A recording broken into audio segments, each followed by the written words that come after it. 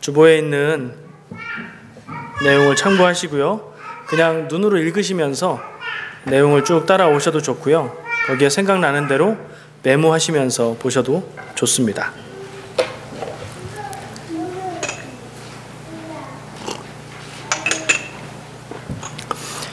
오늘 말씀의 제목은 구름기둥, 불기둥입니다. 많이 들어보셨죠? 이스라엘 백성들이 이집트를 나가서 광야를 행할 때 하나님께서 구름기둥으로 불기둥으로 보호하고 인도하셨다. 알고 있는 내용이고요. 어린이들이 더 잘 알고 있는 내용인지도 모르겠어요. 그러면 성경에 우리가 그렇게 잘 알고 있는 그 장면의 모습이 어떤 모습이었을까요? 상상해 보신 적 있으세요? 구름기둥과 불기둥이, 낮에는 구름기둥이 있어서 햇빛을 가리고 갈 길을 인도하고, 밤에는 불기둥이 있어서 추위에서 피하게 해주는 그 모습이 어떤 모습이었을까 상상해 보신 적 있습니까? 상상이 되세요? 저는 상상이 잘 안 됐어요. 왜냐하면 거기에 기둥이라는 말이 붙어 있어서요. 구름은 하늘에 떠 있는 거고요. 기둥은 저기 있는 기둥처럼 바닥에 딱 연결이 돼서 서 있는 거죠. 구름기둥, 불기둥이면 그럼 땅에서부터 하늘로 구름이 기둥으로 연결되어 있는 건가? 이런 상상이 제일 먼저 됐어요. 불기둥도 불이 막 타면서 기둥처럼 되어 있는 건가? 흔히 그렇게 상상합니다. 주보의 표지에 또 거기에 검색하면 여러 이미지가 나오는데 이런 그림을 한번 찾아봤어요.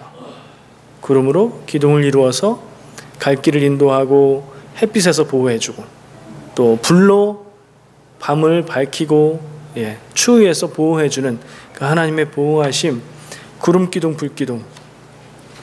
근데 다 상상에 불과할 수밖에 없는 것이, 이게 현대에 우리가 볼 수가 없는 현상이기 때문에 상상으로밖에 할 수가 없죠. 어떤 모습이었는지는 알 수가 없어요. 어떤 현상이었는지도 알 수가 없습니다. 그냥 말씀에 구름기둥, 불기둥 혹은 구름, 불 이렇게 나와 있어서 그 속성만 우리가 알 수 있을 뿐이에요. 성경을 읽을 때 성경 말씀에 그냥 써 있는 대로만 보면 돼요. 구름 기둥이라고 했으니까 내 상상력을 동원해서 구름이 기둥으로 돼 있나? 그러면 이래야 될 거다, 이런 생각은 굳이 필요하지 않은 것 같습니다. 그리고 그 모습이 어떤 모습이었는지, 그게 어떤 현상이었는지도 사실은 별로 중요한 것 같지 않아요. 정말 중요한 것은 무엇일까요? 제가 구름기둥, 불기둥 이 말씀을 가지고 성경 말씀들을 찾아봤어요. 그랬더니 구름기둥, 불기둥의 특징들이 몇 가지가 나왔습니다. 그래서 그것들을 주보에 쭉 실어봤어요. 첫 번째, 출애굽한 후에 광야 생활 기간 동안에 이스라엘 백성과 함께 했던 현상이다. 그럼 몇 년간요? 40여 년간 이스라엘 백성들과 함께 매일매일 늘 함께 나타났던 현상. 출애굽해서 가나안 땅에 들어갔던 이스라엘 백성들은 매일매일 봤기 때문에 우리는 상상할 수도 없지만 그 사람들은 당연하게 여길 수밖에 없었던 현상이었다는 거예요. 느헤미야 9장 19절 말씀을 보면 이게 그 기간 동안 늘 있었다는 것을 확인할 수 있습니다. 두 번째는 구름기둥, 불기둥이라고 다른 특성의 두 가지를 언급하고 있다고 해서 이게 따로따로인 현상이 아니라 한 가지 현상이라는 점이 14장, 출애굽기 14장 24절에 보면 하나님이 구름과 불 가운데에서 나타나시는 그런 모습을 묘사하고 있어요. 그 말씀을 근거로 해서 한 현상이 낮에는 구름기둥으로 밤에는 불기둥으로 그렇게 묘사가 됐다, 이렇게 생각을 할 수가 있습니다. 또 한 가지, 세 번째는 구름이 움직이면 이스라엘 백성의 진도 함께 구름을 따라 움직였고, 구름이 한 곳에 멈추면 이스라엘 백성들도 그 기간이 얼마가 됐든지 간에 그 자리에 머물렀다라고 기록이 돼 있어요. 출애굽기 40장 36절에서 38절 말씀을 보면 그 내용이 나옵니다. 그러니까 이 구름이 이스라엘 백성의 가는 길을 인도했던 길잡이 역할을 했던 것을 알 수가 있죠. 그럼 결국에 누가 이스라엘 백성의 길을 인도한 거죠? 하나님께서 구름을 통해서 이스라엘 백성들의 갈 때와 멈출 때, 그리고 가는 길의 방향을 인도하셨던 거죠. 그걸 알 수가 있습니다. 똑같은 40장 38절에 보면 모든 백성들이 이것을 보았다라고 기록이 되어 있어요. 이 모든 백성이 몇 명쯤 될 것 같으세요? 이집트에서 나와서 출애굽해서 가나안 땅에 들어가기까지 광야 기간을 함께 했던 이스라엘 종족들, 이스라엘 백성들의 숫자는 대략 몇 명쯤 될까요? 우리가 아시는 얘기 해보세요. 몇 명이라고 그래요? 200만 명 정도로 추산하죠. 근데 그 근거는 뭐예요? 몇 명이라는 얘기가 없어요, 성경에. 근데 숫자가 나오는데 출애굽할 당시 장정의 숫자가 60만이었다고 기록이 되어 있어요. 그러니까 성인 남자, 장정은 전쟁에 나가서 싸울 수 있는 사람이 기준이에요.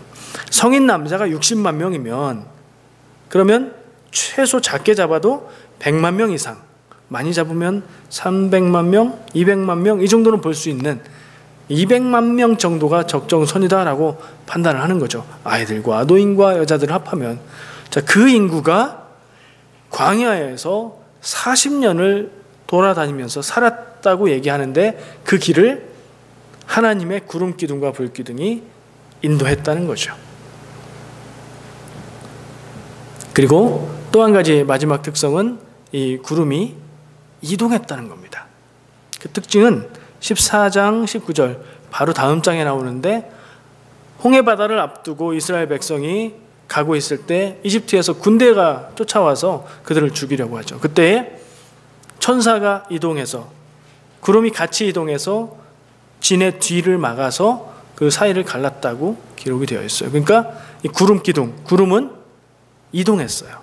그걸 알 수가 있어요. 그리고 아까 얘기한 이게 가면 따라갔고 멈추면 멈췄다고 하는 얘기에서도 이동했다는 걸 알 수가 있죠. 이건 중요한 단서예요. 오늘 설명을 하고자 하는, 얘기하고자 하는 내용에 있어서 굉장히 중요한 단서가 될 수 있는 부분이라 강조를 합니다. 이 이야기를 어떻게 이해하십니까? 지금 저는 성경에 기록되어 있는 이야기들을 종합해서 이 현상에 대해서 얘기를 했어요. 두 가지로 볼 수가 있어요. 첫 번째, 하나님의 인도하심이다. 또 하나, 이런 형태로 나타났다. 그거를 받아들이는데 우리가 이것을 어떻게 볼까요? 아까 상상할 수 없다라고 얘기했지만 이것을 있었던 일로 받아들이십니까? 있었던 일로 믿으십니까? 혹은 있었던 일로 믿고 받아들이긴 하지만 조금 설명이 필요한 어떤 현상으로, 설명이 가능한 현상으로 보시나요? 이런 얘기 들어보셨어요? 이 구름 기둥, 불 기둥을 다르게 설명하는 사람들도 있습니다. 구름 기둥, 불 기둥이 자연 현상이었다는 거예요. 지금도 나타나고 있는 자연 현상 중에 하나였대요. 뭐가 있을까요, 그런 게? 구름처럼 보이기도 하고 불처럼 보이기도 하는데 기둥의 형태를 나타낼 수 있는 현상. 화산 폭발이 있으면 굉장히 활화산이 오랜 기간 동안 폭발을 하면 낮에는 그 뜨거운 용암의 빛이 안 보이기 때문에 화산재가 날리기 때문에 구름 기둥처럼 보일 수 있겠죠. 근데 밤이 되면 그 현상이 용암의 빛이 어두우니까 보여서 불기둥처럼 보일 수 있겠죠. 그렇게 설명을 하면 그럴 수도 있겠다 하는 생각이 들어요. 어떠세요? 어떤 생각이 드세요, 개인적으로? 그냥 무슨 그런 설명을, 성경을 그렇게 왜 그렇게 설명해? 하는 생각이 드십니까? 아니면 그럼 그렇지, 어쩐지 성경에 있었던 건 다 있었던 일이고 이렇게 설명할 수 있어, 이렇게 받아들여지시나요? 괜찮아요. 둘 다 좋은 자세예요. 저는 그것을 해석하고 받아들이는 데 대해서는 제한을 하지 않겠습니다. 원하시는 대로 받아들이세요. 그러나 성경에 기록되어 있는 내용은 우선으로 받아들이세요. 그렇게 해보면 그 설명이 조금 막히는 부분이 있어요. 제가 아까 중요하다고 얘기한 데 있죠. 구름이 이동했어요. 이것을 화산 폭발로 설명하는 단서는 화산은 한 곳에서 계속 분출을 하기 때문에 멀리에서 봐도 보이는 현상이고 그것을 향해서 방향이 틀어지지 않게 그것을 따라갈 수 있다. 길잡이의 역할이 된다는 부분까지는 설명이 돼요. 근데 구름이 어떻게 됐다고요? 이동했댔잖아요. 백성들을 인도했댔잖아요. 가다가 멈췄다가 또 천사를 따라서 구름이 움직이기도 했다고 그랬잖아요. 그건 어떻게 설명하죠? 화산이 움직일 수는 없잖아요. 그럼 여기 한번 터지고 저기 한번 터지고 그래야 되나요? 설명이 잘 안 됩니다. 그래서 그 설명은 저는 받아들일 수가 없어요. 그렇다면 이게 무슨 현상일까? 모르겠어요. 근데 저는 어떤 현상인지 궁금하지가 않아요. 그게 꼭 무슨 현상으로 밝혀져야 되나요? 그런 생각이 들어요.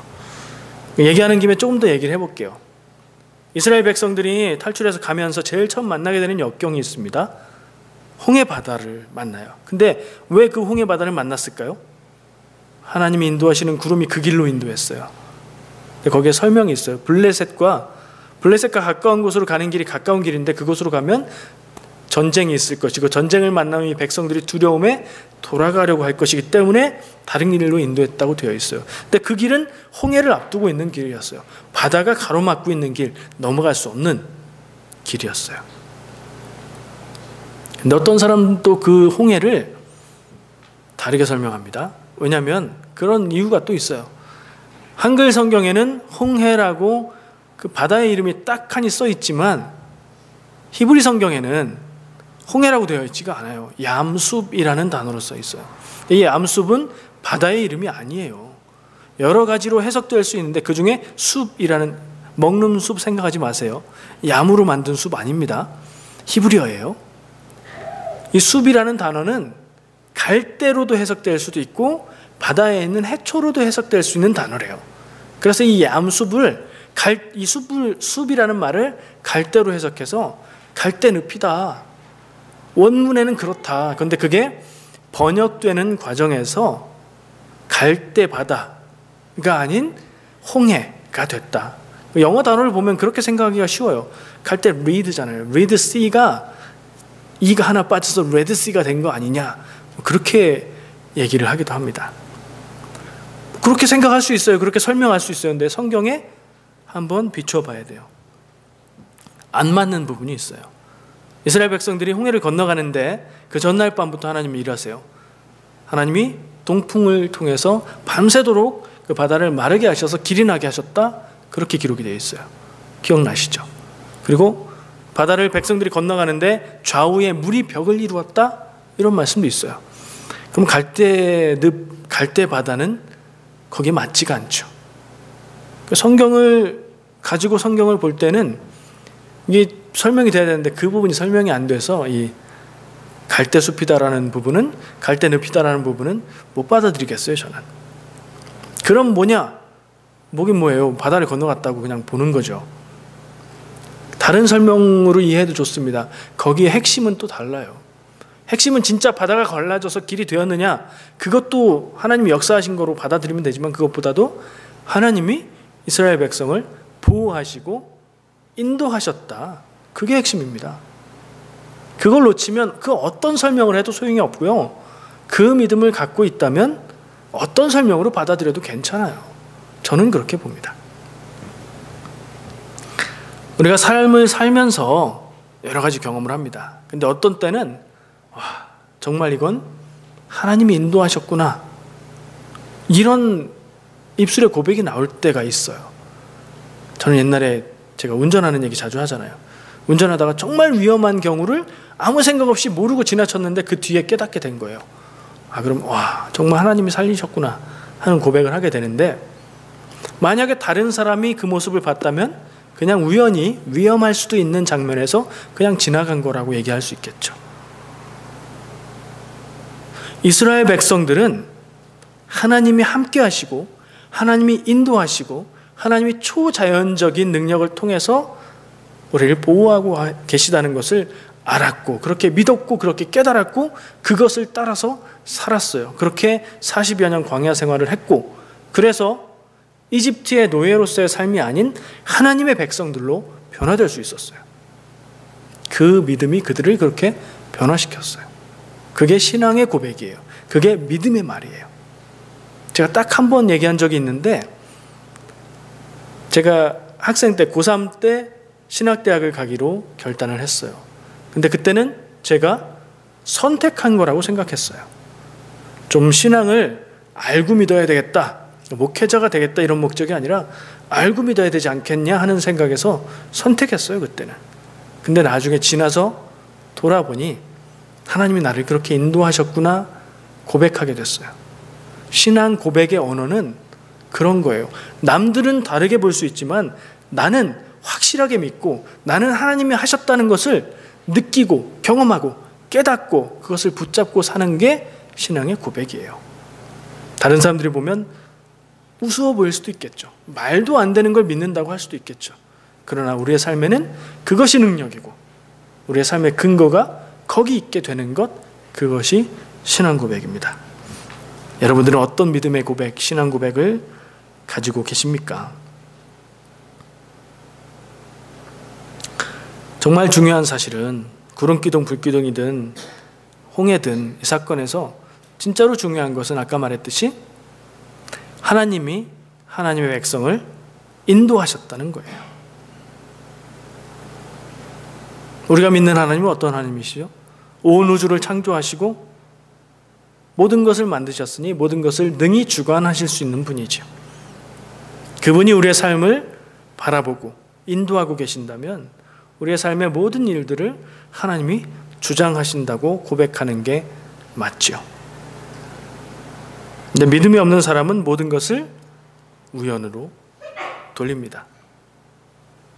그렇게 했으니 그렇게 될 수밖에 없다고 설명할 수 있는 필연의 사항들이 있어요. 근데 이유를 설명할 수 없는 일들이 있습니다. 우리의 삶에.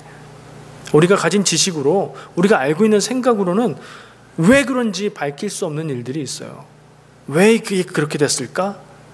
그걸 믿음이 없는 사람들은 우연이라고 말해요. 근데 믿음을 가지고 삶을 바라보는 사람들은 바로 그 부분이야말로 하나님이 내 삶을 인도하고 계획하시고 내 삶에 섭리하시는 방식, 하나님의 일하심이라고 고백합니다. 한번 질문을 해봤으면 좋겠습니다. 나에게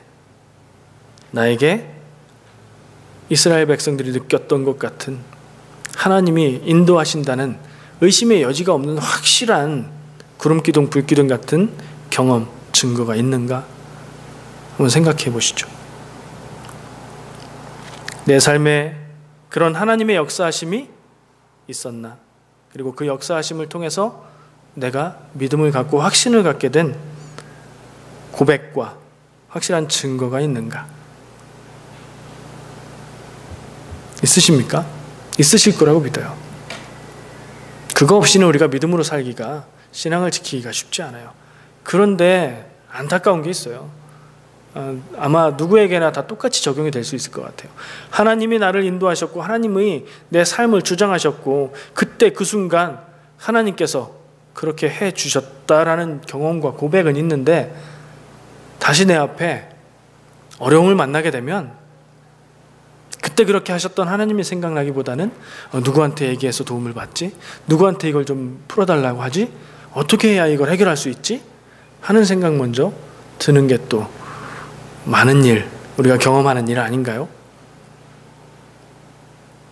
물론 어떤 일은 우리가 노력해서 풀어야 되는 일이 있어요. 우리의 노력이 필요한 일이 있어요. 근데 중요하고 결정적인 부분은 하나님의 인도하심이 없이는 풀리지 않는 것을 생각하게 됩니다. 우리가 가진 게 참 많다는 생각 해보셨어요? 그렇게 생각하는 분 계세요? 나는 참 가진 게 많아. 내가 누리고 있는 게 많아. 뭐 이런 말 들으면 고개를 끄덕일 수는 있지만 평소에 그렇게 생각하세요? 나는 좀 더 가지고 더 누리고 싶어. 나는 없는 게 더 많아. 그런 생각 들 때 있죠. 우리가 뭘 그렇게 많이 가져서 많이 가졌다고 얘기할 수 있겠어요? 근데 언젠가 읽은 글이에요. 수치가 정확하지는 않습니다. 하지만 평안하게 잘 수 있는 집, 소유든 새든 간에 집에서 자고 있고 침대 생활을 하고 먹을 게 부족하지 않고 인터넷 사용하고 TV 볼 수 있고 차를 타고 다니고 건강에 대한 걱정이 생기면 병원 가서 치료받을 수 있고 그런 삶을 누리는 숫자가 정확하지 않아서 1% 아니면 10% 세계 인구의 그 정도밖에 안 된대요. 근데 우리 그거 다 누리고 있죠. 정말 다 누리고 있죠. 내 차는 없을지라도 대중교통도 이용할 수 있잖아요. 근데 그런 삶을 사는 인구가 세계에 많지 않다는 거예요. 근데 우리는 그거 못 누리는 나라가 어디 있어 생각하죠. 한국 안 그렇고 캐나다 안 그렇고 여행 가본 모든 곳이 안 그렇잖아요. 우리 경험한 데서만 그래요. 많은 사람들이 지금도 안전에 대해서, 생명에 대해서 염려하고 살고 있어요. 전쟁 가운데서 살고 있는 사람 인구들도 많이 있어요. 우리가 누리고 있는 거 굉장히 많아요. 우리가 가지고 있는 걸 생각해 볼게요. 우리 지식이 있습니다. 삶에서 나온 지식이 아니라 배워서 알고 있는 고급 지식들이 있어요. 그렇죠? 배우지 않으면 모르는 지식들, 우리가 학교에서 배운 것들 귀한 지식들이에요. 우리의 삶에 많은 부분 사용하고 살고 있어요. 도움이 많이 됩니다. 우리의 삶을 유지하게 해주는 경제적인 근원이 되는 직장이 있습니다. 나는 일하지 않을지라도 배우자나 가족 중에 누군가는 일을 해서 소득을 얻어요. 경제적인 능력이 있습니다. 삶에서 얻은 지혜가 있습니다. 우리의 삶이 어렵고 힘들 때 그것을 뒷받침해주는 복지제도가 있습니다. 맞죠? 캐나다의 삶은 더 그런 것 같아요. 우리가 어떤 부분에서는 참 힘들고 어려운데 어떤 부분에서는 참 좋은 나라다, 그런 생각을 해요. 왜 이 얘기를 할까요? 우리가 누리고 있는 게 많아요. 우리의 삶을 보호해주고 있는 수단이 많아요. 우리가 의지할 게 많습니다. 누구보다요? 이집트를 탈출해서 가나안 땅을 향해 가야만 했던 이스라엘 백성들하고 비교하면 우리는 너무 가진 게 많아요. 우리는 의지할 게 너무 많아요. 그래서 이스라엘 백성들은 하나님만 의지할 수밖에 없었고, 우리는 내가 가진 것을 의지하는 경우가 많고, 그래서 어쩌면 하나님만 의지하기가 들어서는 알고 있는데 힘든 이유가 그건지도 모르겠어요. 하나님 아니어도 내 삶의 문제들을 해결할 수 있는 방법이 너무나 많으니까요. 나에게 많은 능력이 있으니까요. 그런 생각 안 해보셨어요? 한번 생각해 보세요. 내가 무엇 때문에 하나님을 의지하지 못하지? 그런데 그럼에도 불구하고 우리의 삶 가운데에 내가 가진 이 모든 능력이 힘을 발휘하지 못하고 헛것이 될 때가 있습니다. 삶의 절망 가운데 무슨 일로든 절망을 만나게 되면 내 지식도 소용없고 나를 도와주는 사람들도 힘이 안 되고 사회적인 제도로 내 그 아픔을 해결해 줄 수 없는 그런 어려움이 분명히 있어요. 그때 어떡하죠? 그때 하나님 앞에 나오죠. 그때 하나님을 의지하고 하나님 앞에 기도해요. 왜요?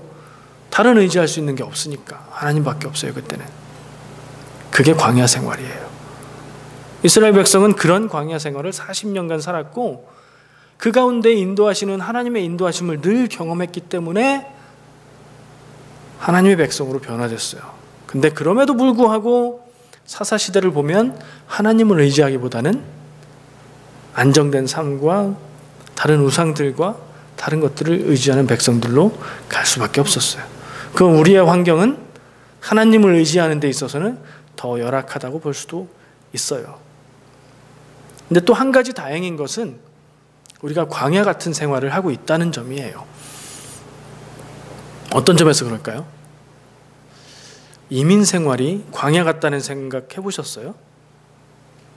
한국에 있었으면 모르겠어요. 한국에서 어렵고 힘들어서 나오신 분들은 또 얘기가 다르겠지만, 한국에 있으면 내가 어려움 당할 때 나를 위로해주고 내게 경제적인 도움을 줄 수 있는 가족과 친척들이 있어요.